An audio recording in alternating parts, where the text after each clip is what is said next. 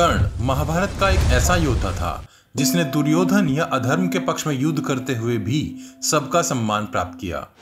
आज भी अगर आप अर्जुन या कर्ण में तुलना करते हैं तो शायद कर्ण इस तुलना में अर्जुन को पीछे छोड़ देते हैं। महाभारत युद्ध में जब कर्ण के बाणों से अर्जुन का रथ 3 कदम पीछे चला जाता था, तब प्रभु श्री कृष्ण ने अर्जुन के सामने ही कर्ण की प्रशंसा की थी।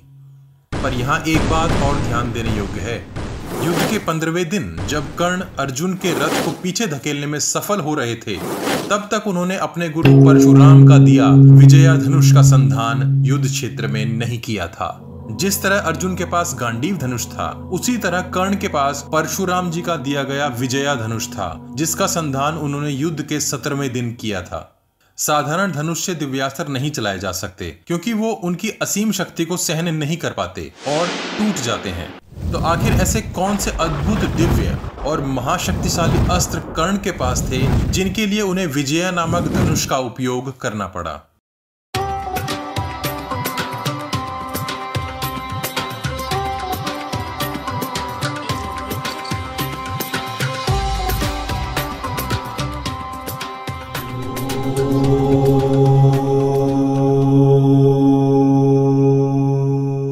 अग्नेयास्त्र यह मंत्र शक्ति से तैयार किया गया एक ऐसा बाण है जो भयंकर अग्नि वर्षा करता था। इसका उपयोग विशेषतः सेना को तितर बितर करने और अपना रास्ता बनाने के लिए किया जाता था।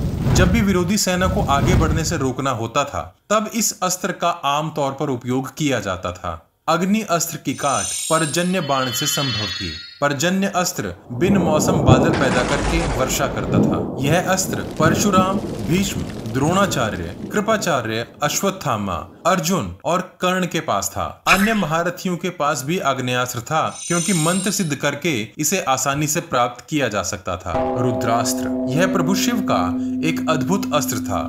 जब भी इस अस्त्र का आह्वान किया जाता था, तब 11 रुद्रों की ताकत इसमें समा जाती थी। रुद्रास्त्र भयंकर आंधी और वर्षा को मिलाकर एक ऐसा तूफान बनाता था जो हजारों दुश्मनों को एक साथ मार देता था। कर्ण ने अर्जुन पर रुद्रास्त्र का प्रयोग किया था, परंतु अर्जुन भी महादेव का भक्त था और उसने शिव जी से शिव कवच प्राप्त किया था।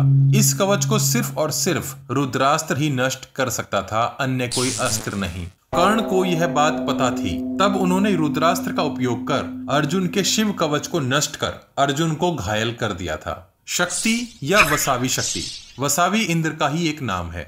इस अस्त्र का ही एक रूप इंद्र का वज्र अस्त्र है, पर वसावी शक्ति की ताकत वज्र से कम समझी जाती है। इस अस्त्र को सिर्फ एक बार उपयोग किया जा सकता था। कर्ण ने इसे अर्जुन के लिए बचाकर रखा था, पर प्रभु श्री कृष्ण ने घटोत्कच को युद्ध में उतारकर कर्ण से इस अस्त्र का उपयोग करा दिया था। इस अस्त्र को अमोघ अस्त्र भी कहते हैं। वसावी शक्ति का अर्जुन के पास कोई जवाब नहीं था और इसी अस्त्र के सहारे कौरव युद्ध जीत सकते थे, पर प्रभु श्री कृष्ण की नजरों से भला कौन बचा है? ब्रह्मांड अस्त्र। कर्ण के पास ब्रह्मास्त्र, ब्रह्मशिरा अस्त्र और ब्रह्मांड अस्त्र तीनों अस्त्र थे। इन सब में से ब्रह्मांड अस्त्र सबसे ज्यादा विध्वंसक अस्त्र था। जिस तरह ब्रह्मास्त्र की नोक पर ब्रह्मा जी का एक सर प्रकट होता है, उसी तरह ब्रह्मशिरा अस्त्र, जो ब्रह्मास्त्र का ही एक परिष्कृत रूप है, उसकी नोक पर ब्रह्मा जी के 4 सर प्रकट होते हैं। ब्रह्मांड अस्त्र भी इसी कड़ी में बना अगला परिष्कृत रूप है, जिसकी नोक पर ब्रह्मा जी के 5 सर प्रकट होते हैं। यह अस्त्र एक रक्षात्मक अस्त्र की तरह उपयोग किया जाता है, जिसकी शक्ति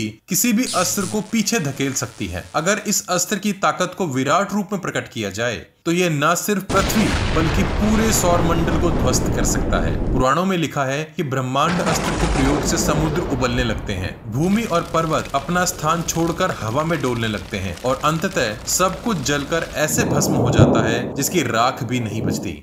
इन सब अस्त्रों के अलावा कर्ण के पास ये अस्त्र भी थे। भार्गवास्त्र, जो परशुराम जी ने कर्ण को दिया था। इसी अस्त्र ने पांडवों की एक अक्षुणी सेना का संहार कर दिया था। गरुड़ अस्त्र, ये नागास्त्र का तोड़ अस्त्र है जो सब नागों को समाप्त करने में काम आता है। नागास्त्र, यह अस्त्र एक बहुत भयंकर विषधारी नाग के रूप में शत्रु सेना पर प्रहार करता था। कर्ण ने अर्जुन पर इसका प्रयोग किया था, जिसे अर्जुन ने गरुड़ अस्त्र से काट दिया था। नागपाश अस्त्र, यह अस्त्र नागास्त्र का ही एक परिष्कृत रूप है, जिस तरह सर्प एक कुंडली मारकर अपने शिकार को जकड़ लेता है, वैसे ही नागपाश अस्त्र भी शत्रु को जकड़ लेता है और उसका दम घोट देता है। आपको कर्ण के इन महान अस्त्रों में से कौन सा अस्त्र महाशक्तिशाली लगा और क्यों? कमेंट बॉक्स में कमेंट करके जरूर बताइएगा। अपने प्रियजनों तक यह ज्ञान पहुंचाने के लिए वीडियो को सब्सक्राइब और शेयर करना मत भूलिए।